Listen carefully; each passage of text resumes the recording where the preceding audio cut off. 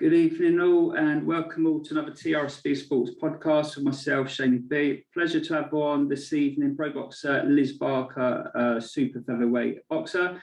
How are you today? I'm good, thank you. Really good. Thanks for having me on. Pleasure to have you on. So you'll probably appreciate this more than most people. Obviously, knowing before you go into any form of training, it's always good to have some form of warm-up. So I do the same thing with all the guests on there. So a couple of warm-up questions just to sort of like break you into the actual interview itself. So firstly, what would you prefer, poached eggs or scrambled eggs? Poached eggs. Strawberry milkshake or vanilla milkshake? Strawberry. Scallops or salmon? Salmon. Salmon. And then finally, in relation to movies, would you prefer to sit down and watch a thriller or a good horror? Thriller. Good thriller, perfect. So that's the warm-up into a bit of the interview. So firstly, I'd like to discuss a bit about a couple of girl fighters that are potentially going to have a big boxing match in the future. Looks like it's going to happen, boxing match between Savannah Marshall and Clarissa Shields. Is it something you're looking forward to? Yeah, I really like Savannah. I think she's every time I watch her, she's one of the female boxers I look up to. Obviously Clarissa Shields has been around a long time and is good, equally massively talented, but I think it'd be a really good fight. Who do you think comes out on top of that fight? Me personally, my heart's obviously with Savannah, and I think the brain's with Savannah as well. But it'll be a tough ask. What do you think? How do you see that fight sort of going? I think Savannah can win for sure. I think she shows sometimes. I think the first couple of rounds she can sometimes be she can lose the round, but she can be so. She's just able to adapt, and she looks so relaxed all the time. So her thinking, her boxing IQ, I think is very good.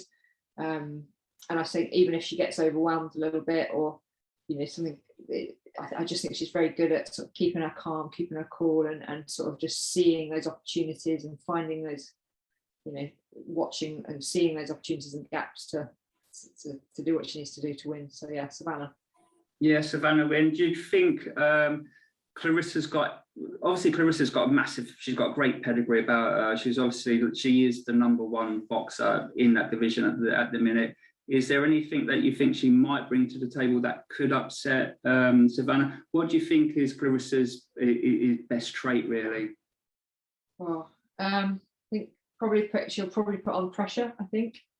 And I think Savannah's got a great reach, and I think she's, like I said, she's calm, she's got good footwork, good head movement, and I think, so I think Savannah could maybe Clarissa could maybe overwhelm her in the first few rounds to sort of come out to kind of dominate, and I think that's where you see sometimes Savannah not at her best. But like I said, I think she goes back to the corner, she listens to her coaches, and she comes out and she just seems to execute it, and she finds her own rhythm, and I think no matter what's going on in front of her, she's always fighting her own rhythm, which is what we try and do, I guess, as boxers. Is we want to fight our own fight, and but yeah, I think Clarissa will use her experience. She's got a lot of experience. So yeah, I think I can see Savannah getting in. Like I say, maybe it's been unsettled first couple of rounds, but she's definitely someone who, once she gets into her groove, she's pretty machine-like. So yeah, definitely going for the Savannah win on that. The men's boxing obviously coming up at the weekend. Tyson Fury and Dillian Whyte. That's been a massive fight. What do you make of all of the press conference behaviour, or the lack of press conference behaviour? How did you see that? What did you think of that? I think I saw a clip today. I think Fury's, he's just nuts, isn't he? He's bonkers. He's an entertainer. He's a fighter, but he's an entertainer, and I think it'll be a really good fight. I think Dillian Whyte's he's powerful, and I think I don't know if you saw the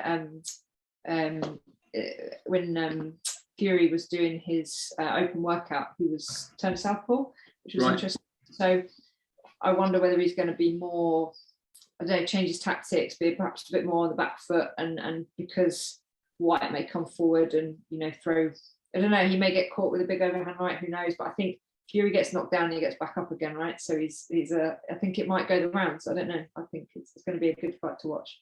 Yeah, I think with Fury, I love Fury because I think the way he boxes, like, he's gifted. Whatever anyone says about him, you think about what he's been through, where he's had to go, where he's had to come back from.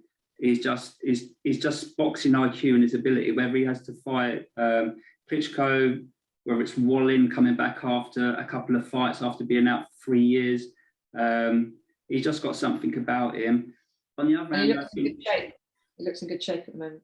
Yeah, definitely. I think both of them look in excellent shape. But you've got to also take into consideration, I think, obviously Dylan's been waiting for the fight for so long. You're bound to be wanting to get yourself in the best physical condition of your life, really, I would imagine, for this fight. So I think he's going to go all the way. For some reason, people just think I'm bonkers, but I have a feeling Dillian Whyte might win the fight. Just out of his pure want for something. I think he's the sort of person who when I look at him, he's got this kind of desire and will to win. And I think if you've been withheld from getting something for so long, I think that might be the thing that just pushes him through it. But people, I think it may be on points. You know, it may go all its way. It's going to be a great fight, though. I think it's going to be. Yeah, no, I definitely can't wait for it to sort of happen. So really, I wanted to. Obviously, I've got you on to talk about you, really, not warm-ups and warm-up fights. But I've looked at, obviously, yourself and a bit of your past and your history. It seems like you've got quite a bit of history in relation to sort of like fitness and training. You've been doing it for a while.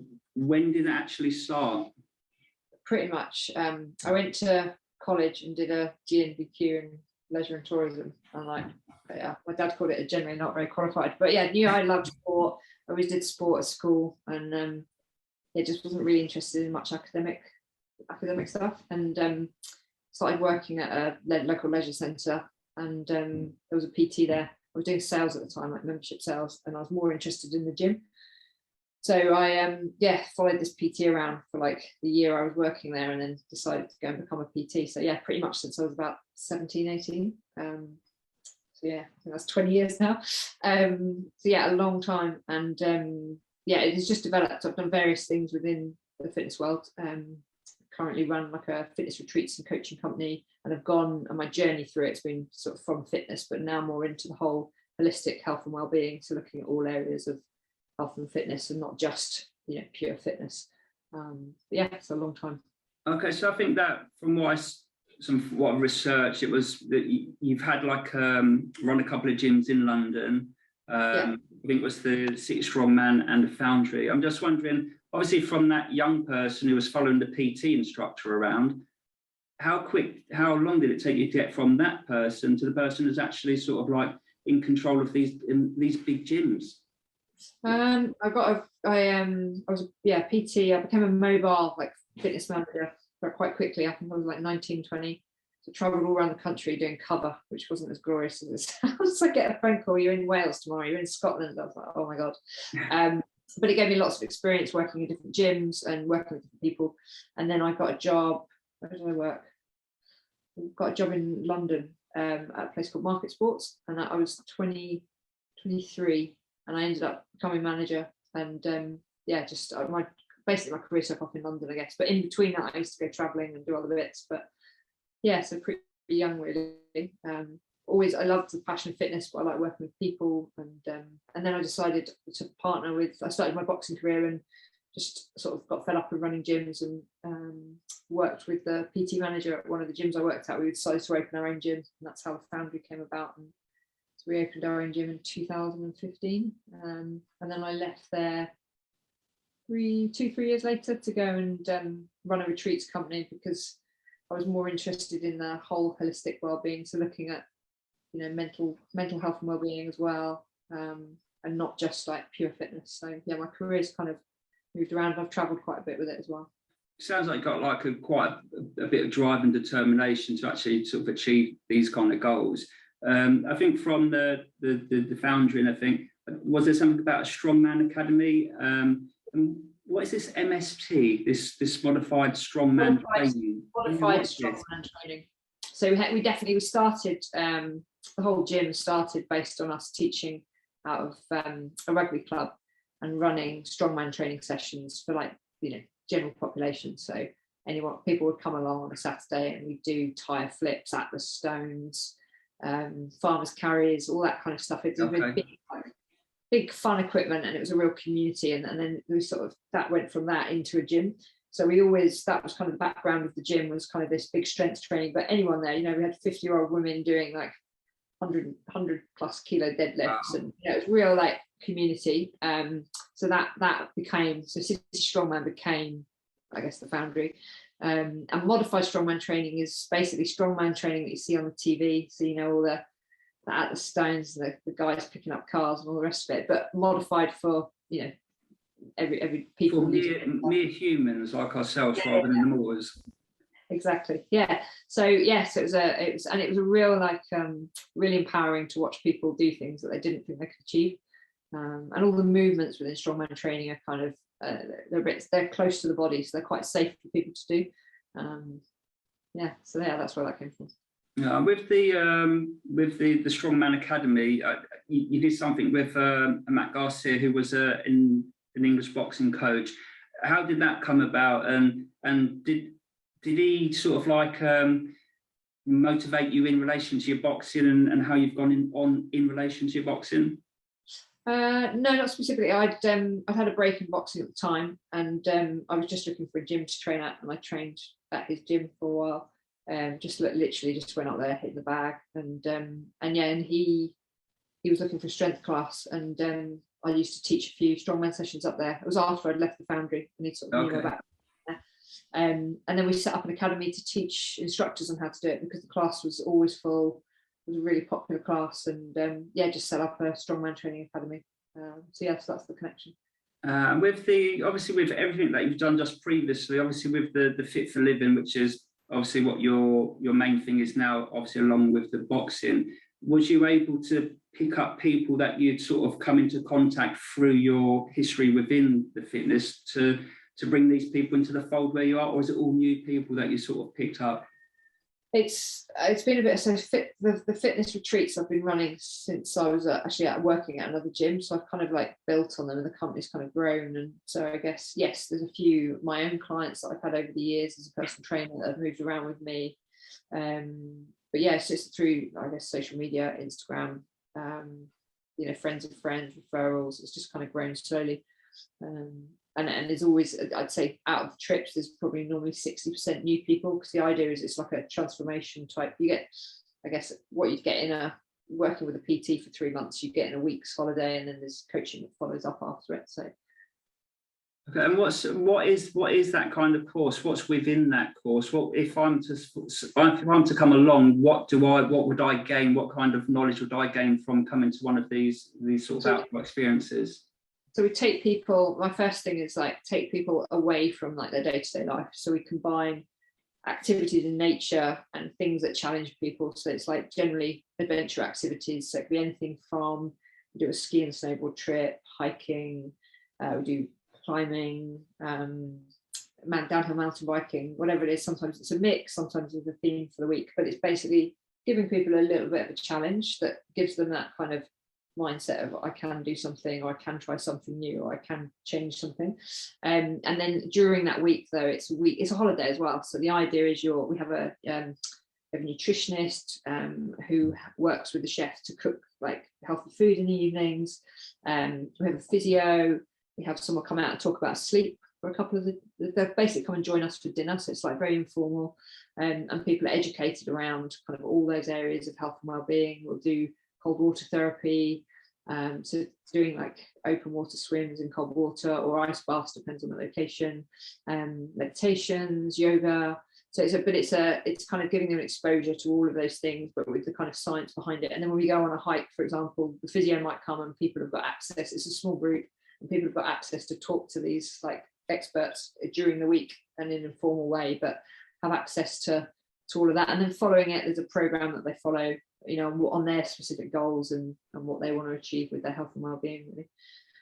So if I'm to come away from one of these experiences, then there's some sort of like aftercare, shall we say, sort of It's like an online coaching program for the next 12 weeks after you leave, and if you want to extend that, you can. So it's a kind of a little bit before, you get a session before, so we know, you know, why you're coming, what your needs are, what you want to focus on during the week, and then the week, and then you get to meet everyone and follow up after.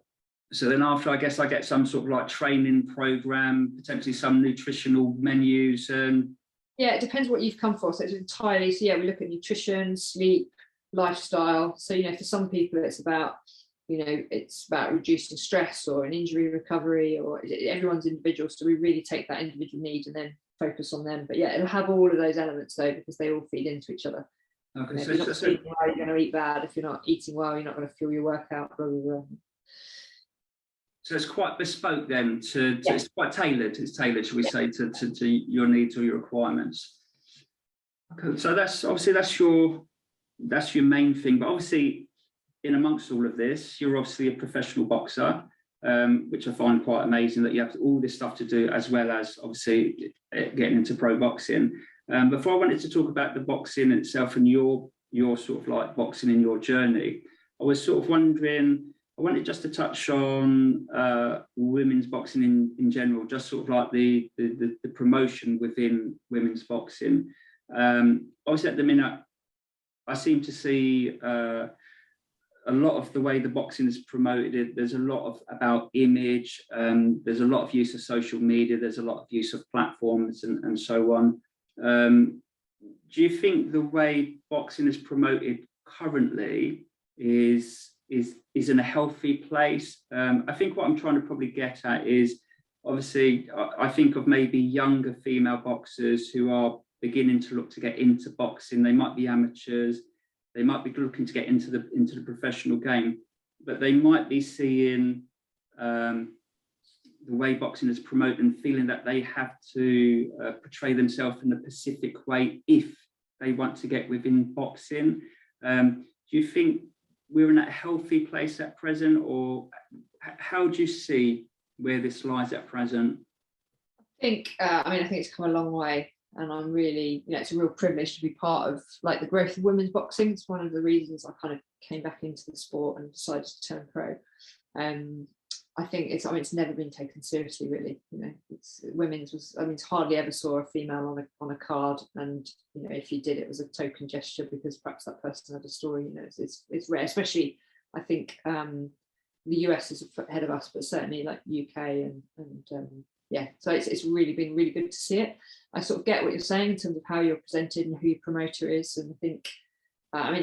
Boxing in general, I think it's all about ticket sales, and it's not just about how good you are as a boxer. It's like, is that an interesting fight to watch? You know, is that going to be, you know, is that going to be sellable? Are people going to tune in to watch that? And I think so. There is that kind of, you know, there is that kind of requirement to perhaps be an interesting person or a character. But I think the quality of female boxing is really good, and I think the standards are high, and we're showing, you know, across the board, everyone that's competing at the moment and is having those fights is showing what we're capable of. And I think there is definitely that shift, and people are like, okay, these women can fight, and we're starting to be seen as boxers. I think there's some women out there, that are using social media and Instagram, but you know, to promote themselves. And I think that can apply to any perhaps professional sport or boxing, but perhaps boxing is more of that masculine and always been a, you know, we're still a very small number in a very male dominated sport. And I think sometimes I guess as females they're using what they can to promote that. I honestly think that it comes down to who's managing you, who your promoter is, and I'm really lucky to have a great manager and promoter. And I think depending on who you're with will be how they help you to help you to sell tickets, but also help your career. And I think if they're behind your career, they're going to be more interested in your boxing. But it's the tougher part. That's the difference between pros and amateurs. You know, that's the main difference. It's along with obviously style and the rest of it. But I think in terms of the difference is you've got to be able to entertain and sell. I think we discussed earlier. I think we said even the fact is it's like the same for men's boxing. At the end of the day, you said you've got to sell tickets to get fights and get into small halls. So sometimes you may have the best ability within the gym, but if you're not selling the tickets, then you're not going to get those small hall fights. And I think it's probably, as you say, it's with women's boxing, it's exactly the same. You got to be a draw to actually get promoted, to get into fights, to have people come and watch you.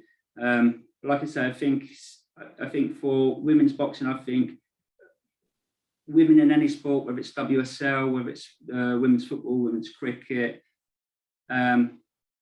you should be able to present yourself in any which way you would like to present yourself. I mean, it's up to the individual at the end of the day, isn't it? It's what they're comfortable with, and you know, if that's your personality and that's who you are, it shouldn't be, you know, it should be judged, I guess. Exactly. So obviously it's a male-orientated sport at present. So it always has been. It's been a male-dominated profession. Obviously, women are now getting into the profession and recognised, and the fights that we're seeing now are as good as some of the small hall fights that I go and see at York Hall. The quality is there within boxing.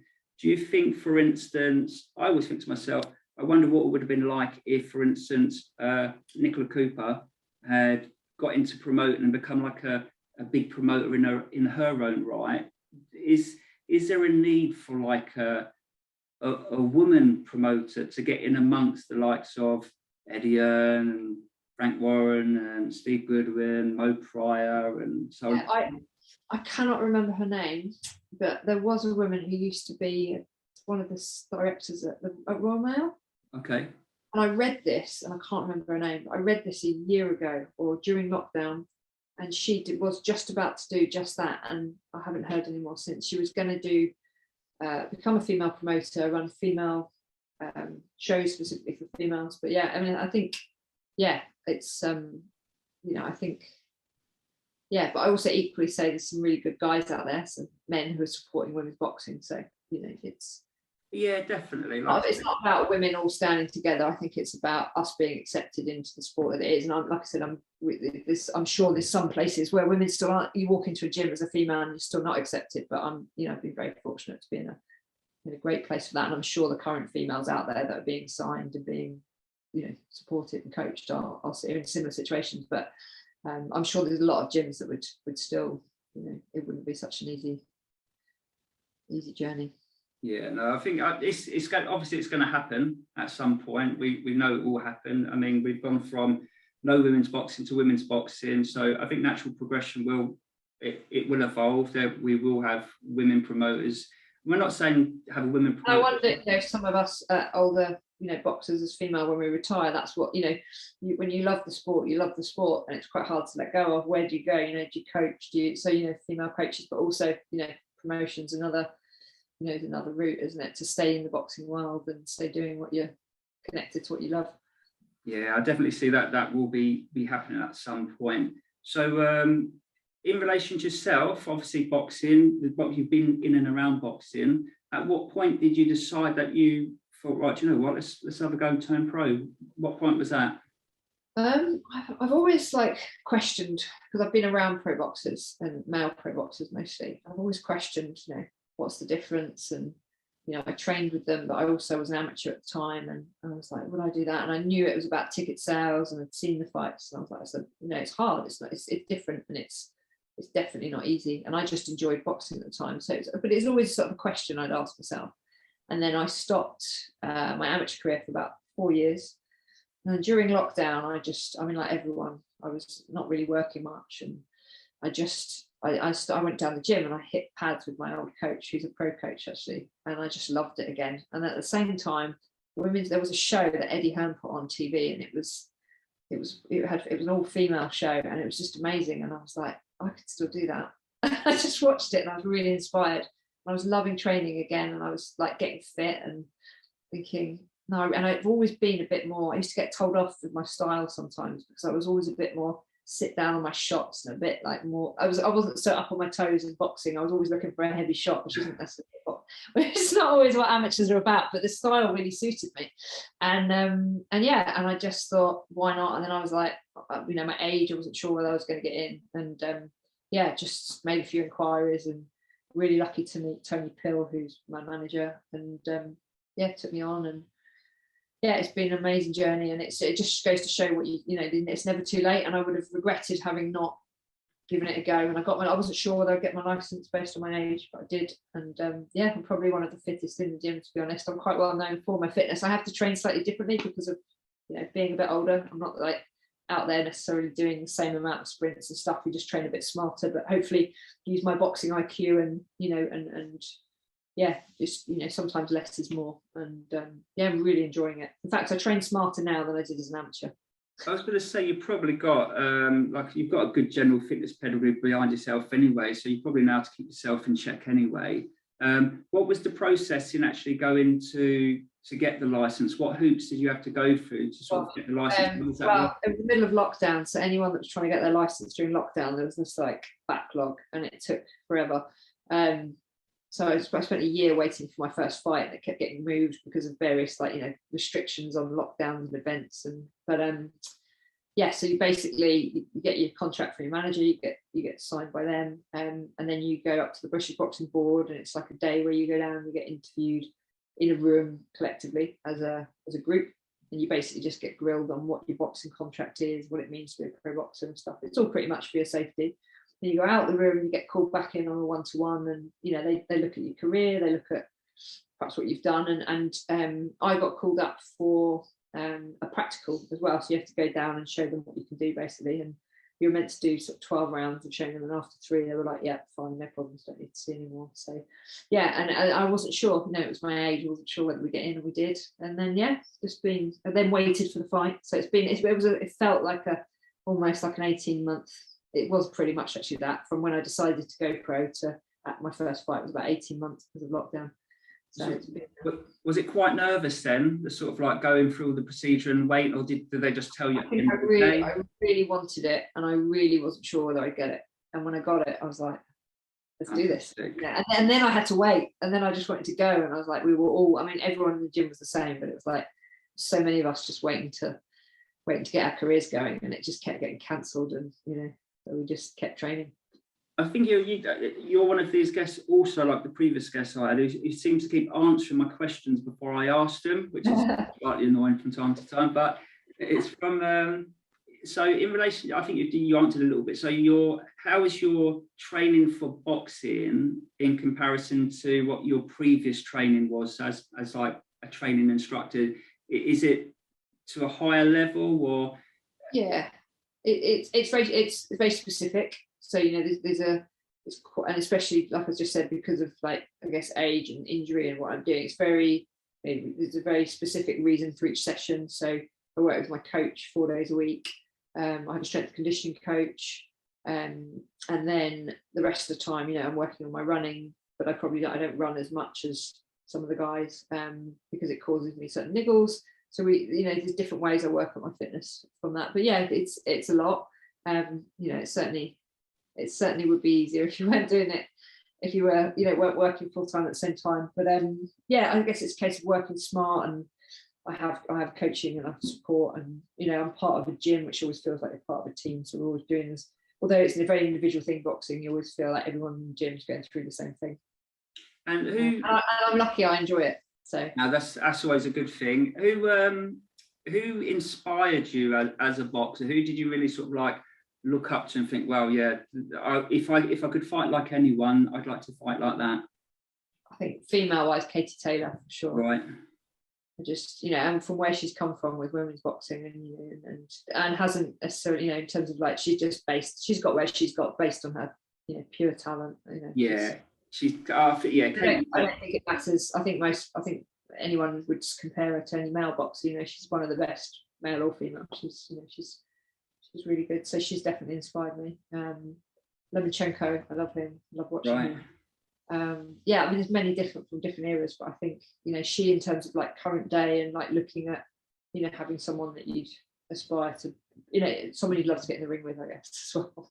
Yeah, I think any young female boxer, any boxer in general, I think would look at, as I say, Katie Taylor just as much as they'd look at anyone else, just to say she's a professional and she's good at her game. And yeah, definitely. So with your first fight, obviously everything's about getting the license, and then yeah, I just want to have that first fight. how did that go? How did that sort of like that training camp? How was you feeling just leading up to all of that? I felt really ready because I thought the fight, I mean, we basically booked from May, June, July, August, September. It was like moving. I think it was like the 6th time it had been booked in. So I was almost like, is it going to happen? Because again, lockdown kept changing. Anyway, when it did, I was like, let's go. And then about, I think it was 2 nights before my fight, my opponent changed. So I was meant to box this like tall girl, and we'd been working on all these techniques for her, and I felt really confident with it. And then 2 days before, I was like, we've got to change the opponent. So basically, I think me and my coach were chatting over WhatsApp and pretty much in the changing room, because it was weigh in the next day or something. So we took this new opponent, no problems, but that wasn't the fight we'd been working on. Obviously, you have a certain skill set, but when you're having your first few fights as a pro boxer, you're wanting the fights to be different, because you're learning and you're trying different styles, so that when it comes to like a title fight, you're ready for whatever's thrown at you and have that experience. But anyway, and it turned out this girl, it was Katie Taylor's her debut as well. So she was my debut, and I was like, instead of going, that worried me, I was like, this is cool. And and she was really game. She was totally game, came at me. It was a good fight, and I won on points. And I was pleased. It was considering that's not the style we'd gone with and we trained for. I had to sort of change it up, and I managed to do that. And I was the first. I think I was the first one from our gym out. So it was that kind of pressure to set the win of the night. And and I loved every minute of it. I came out and just was buzzing and wanted to go again. So. Well, I mean, like you just said, so obviously you're all camp, you've been training for quite a tall person, so you're probably you think about someone who's got reach, and you're thinking about probably getting in and out and evading. So how did the game plan change with 2 days to go? This girl was much more, she was my height, she was very come forward, experienced, liked to fight, was ready there to exchange. And the other girl was much more tall, and I'm a more like aggressive, come forward. So it wasn't the same style, but using my jab more. I love to throw an overhand right and throw bombs, but I had to completely sort of change and I guess calm down a bit and settle into the fight a bit more, which is exactly what I did. The 3rd and 4th rounds were my best rounds, and the first 2 I was sort of just figuring out my reach and so I guess a bit more on my toes, a bit more less aggressive, come forward, a bit more sort of using angles. And I can't even remember, if I'm honest. It's yes. A while, but Did you have any sort of like information on the fighter sort of obviously it's like 2 days? Did you have any? Yeah, I watched a couple of videos on that were available on her, and they were like, "You game?" I was like, "Yeah, nothing." All I had in my mind was not fighting after all these being cancelled, and I loved it, and I had so many people coming. I'd sold over 100 friends and family there, and the venue, I think there was 1,000 people in the venue, and it was like, let's do this. There was no way I wasn't gonna win that. Mentally, I was ready for it. So. And then obviously you've got the feeling of the judge sort of picking around up. How was that? How did that feel? Just to think, right, I've done it, and I've hand raised, I've got the win. Yeah, I think again, I sort of can't remember. Sort of in the moment. After, in the moment, I think I looked at my coach and I was like, did it? And then everyone's like congratulating you, and there's just loads. I mean, it's like so many people are there, and also because it had been locked down, these are people I haven't seen for 2 years. Right. Have everyone kind of like come and support you, but then to catch up with all these people, and obviously you've been boxing training and you've been, going through camps, you haven't been out, you haven't been seeing people. It was, it's really special, and I think that was probably one of the biggest things that stood out to me, was that kind of support, I guess. And from all sorts of walks of my postman came, brilliant. Yeah. So you got your next fight is in May. 21st of May, in 5 weeks. Yeah. So what's the plan for that? Have you begun to get into any sort of look, she's a Southpaw, and I'm really so we've been doing a lot of work on that, and I'm really excited about this fight. It's a different fight, and I feel like this fight's kind of made for me. It's one I really want, and I'm really enjoying. It's sort of my style, using sort of lead right hands, and I'm looking forward to it. And bringing and having to work with Southpaw again is completely different to what I've done before. But I'm confident. My coach is actually a Southpaw, which really helps. Okay, I was going to say, how do you get on with Southpaws? But everyone sort of says, "Oh, Southpaws are the most trickiest. If you get a good Southpaw, then it's a problem." How do you find them? He's in front of me a lot of the time, so I guess subconsciously I've been learning it, so it doesn't become such an issue. So yeah, I'm looking forward to like different tactics and learning. You know, it's a different fight, and yeah, as long as my opponent doesn't change again, which can always happen in boxing. So who knows? But yeah. So obviously, what's your goals then for the next 18 months? Where would you like to go? What's your ambition?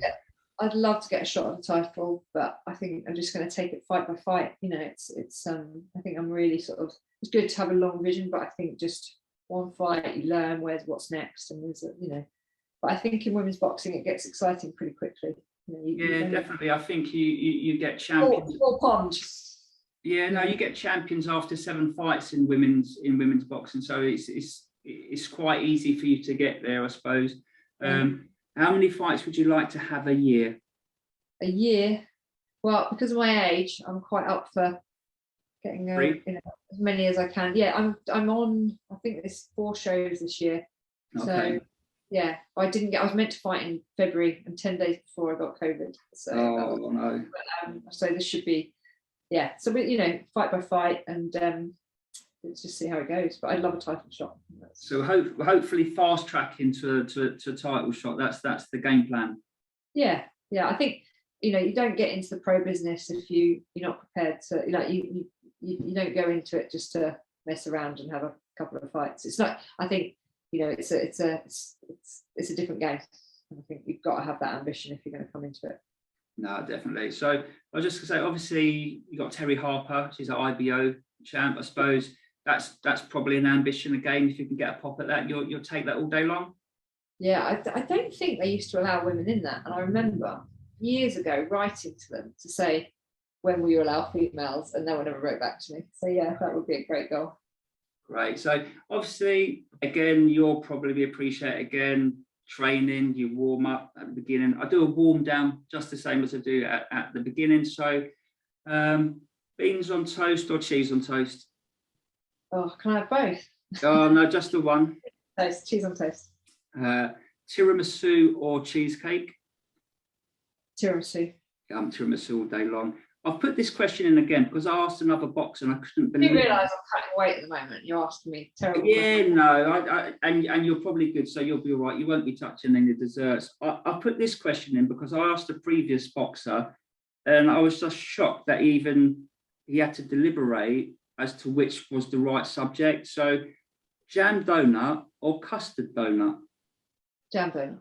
Yeah, easy all day long. He was like, well, don't pollute the donuts. Don't change them. Yeah, he was like, well, custard donuts, there's a day for a custard. I was like, what are we talking about? Yeah, so who would you like to thank? Anyone you'd like to say thanks to before we wrap it up now? Big thanks to my coach, Ricardo Williams. Yeah, he's dedicated to my whole journey, and yeah, wouldn't be here without him. Tony Pill, my manager, and yeah, and I think a guy called Steve who introduced me to Tony, good friend of mine. Yeah, just and everyone who supports me and comes to my fight. I think that's couldn't do it without them ultimately. And for instance, tickets for the future. If anyone's interested in going to the next event, where do they find tickets? You can contact me direct. On Isbarker82 is my Instagram, or you can contact London Boxing Management. You can buy tickets online. Just put my name as a reference. Yeah, 21st of May. It's at Watford Leisure Centre. A really good card. Some really good fights on there. So yeah. Perfect. Well, it's a pleasure speaking today, Liz. You've probably got things to do now, so I'll let you crack on with the rest of the day. What I'll probably do is I'll probably try and catch up with you sometime prior to your fight, maybe a couple of weeks beforehand, just to see how you're getting on. And at the same time, we'll plug the fight at the same time for you. Is that okay? Amazing. Yeah. Thanks so much for having me. No worries. Pleasure speaking to you. You enjoy the rest of your day now. Okay. Thanks. Bye.